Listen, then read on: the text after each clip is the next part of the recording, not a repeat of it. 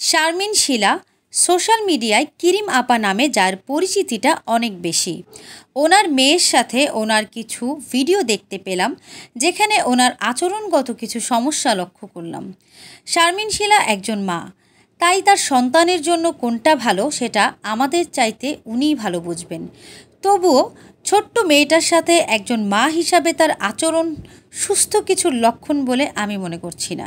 বাচ্চাটা শান্ত, কিন্তু এই চুপচাপ শুধুমাত্র তার শান্ত স্বভাবের জন্য না, বরং সে মানসিকভাবে যথেষ্ট ভীত থাকে তার মায়ের জন্য।